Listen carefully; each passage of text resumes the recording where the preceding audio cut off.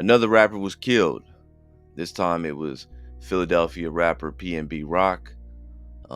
He was gunned down while eating lunch at a Roscoe's Chicken and Waffles here in LA. It's sad and it's unfortunate because he was a young guy. I think he was only 29 years old. He was also a father. He had a real promising career. It was already starting to take off and he was doing well. And, you know, I believe he had been to jail and stuff like that. And he had really using his career to kind of propel him in a different direction. And to see him get, killed like that, allegedly over his jewelry, is sad and unfortunate. But there's a lot of things that I feel like that needs to be discussed, primarily because there's things that we need to learn from. You know what I mean? Like, if we don't talk about these things, if we don't be real about these things, then we're never going to learn from it. We're bound to repeat it. But we've been having this conversation as of late about hip hop and the culture and whatnot, and I've been saying, for a while now, that hip hop is really a reflection of gang culture and street culture. I said this the other day. I had an interview with Curtis Schoon of Schoon TV, and we were talking about the guys on the streets, the thugs, the gang members, whatever like that. They want to be around the rappers because of the opportunities they provide.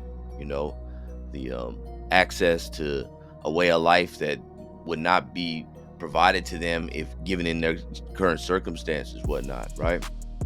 And yet the rappers want to be around the dudes in the streets because it provides validation. Nobody wants to listen to you if they don't feel like it's authentic. It don't matter who it is. It don't matter if they're other street guys, or it doesn't matter if it's people that they're not a part of that life. They want to feel the authenticity. They want to feel like the things that you're rapping about, the things that you're claiming that you actually do. So being in those areas and being around those type of individuals, they give them some type of validation, right? And so I'm not saying, I don't know why he was down there in that area. I don't know why he was at that particular Roscoe's. And here's the thing, most of you that don't know about LA, there's multiple Roscoe's Chicken and Waffles, right?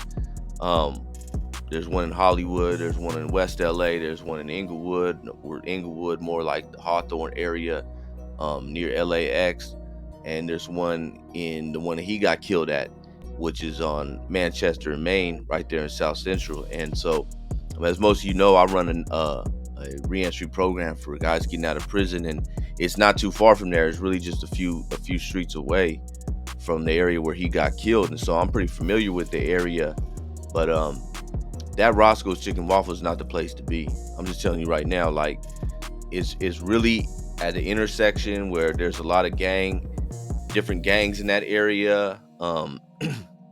The way that the parking lot is set up, it's really small, and it's really like a small shopping center, and there's really no way to get in and out fast. Like, it's just not a good setup. You know what I'm saying? I've never been to that Roscoe's personally, and it's reason because there's always problems there. Just not too long ago, they even had like a rat infestation at that Roscoe's, and they had to shut it down for a while. It's anybody that's out here in LA, they'll tell you that that's not the Roscoe's to go to. You know what I mean? Go to the one over there by LAX. Go to the one over there, on Pico. Go to the one over there off of Sunset. There's even, one in Long Beach, Anaheim. Like, there's many different Roscoe's to go to if that's what you're trying to get. That's not the place to be.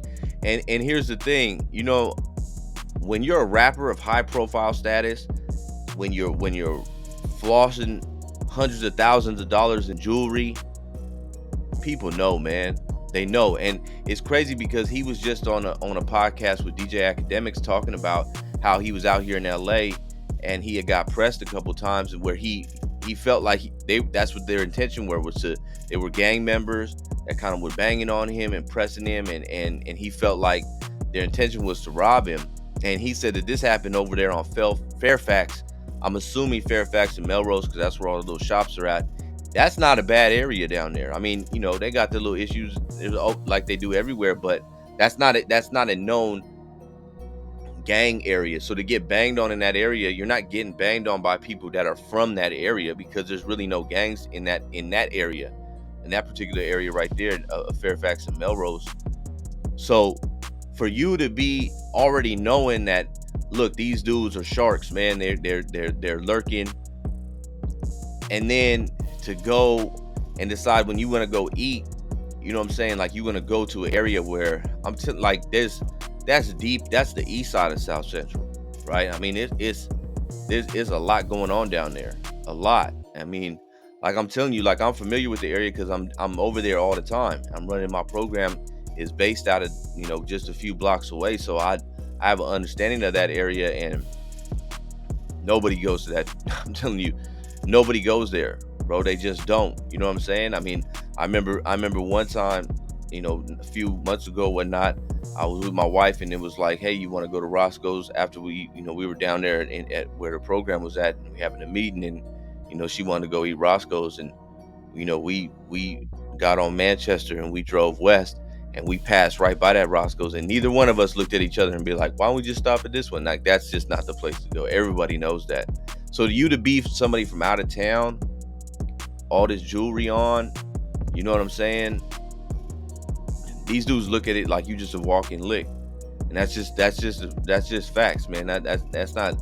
I'm not putting a 10 on it. That's really what it is. Like, and I can't say what the reason why he decided to go to that one was, right? Maybe he didn't know, maybe nobody told him, but I kind of find it hard to believe, especially when he detailed a situation that didn't happen, that happened not too long ago in an area that wasn't like that. You know what I'm saying? And to me, and this is just my opinion, and what I'm guessing, it falls in line with what I've been saying. Like, the rappers want to be around that element because it validates their authenticity. So it's like, when you go to a certain when you from the hood and you go to a different city, you want to be known that, like, I can go down to different parts, I can go down to the hardest parts of the city, and I'm cool. And that's not always the case, man. I mean, you go down in certain parts, things are gonna happen, and you're flossing all this jewelry. I mean, people looking at like it's a lick, and then you don't really have no connections out here. There's nobody that you can really tie yourself to where people feel like, well, if we do something to him, we're gonna have to deal with these guys over here. You just out here, and it's obvious that if they tried to press you a couple times, that you didn't have that kind of connection. And I think when it comes to it, like, rappers, man, like, I get it. It sells a brand, but at the same time, like, you losing your life over stuff like this. And it's like we talked about it, man, and me and Scoon talked about it the other day, where it's like, these record executives, the Jimmy Iovine's, the Leo Cohen's, you know what I'm saying? They don't get. Scoon said it himself. He said, man, they don't have security wherever they go. They don't have to check in with nobody wherever they go. They move freely, but they encourage this stuff from the hip hop artists. They encourage that behavior to go out there and seek that validation, get that authenticity, because it sells records. It sells records. We gotta stop, man. We gotta stop looking at it this way. We gotta stop with the whole, I have to be down, I have to be part of this, in the streets, and this element, like, it's just getting corny, and people are losing their lives. And like I said, I don't know if that was the reason he did that. I'm not going, I can't speculate, but I just know how the genre is thinking, and that kind of falls in line. And so for you to go to that Roscoe's, flossing like that, I mean, obviously the 100% of the blame goes on the people that did it, but at the same time, like, it's a culture and a mentality that leads people to do certain things. And hip hop is proven time and time again that the culture that is breeding and is manifesting is not one that's positive, and it's not one that's given to life. It's more and more becoming that death culture that we've been talking about.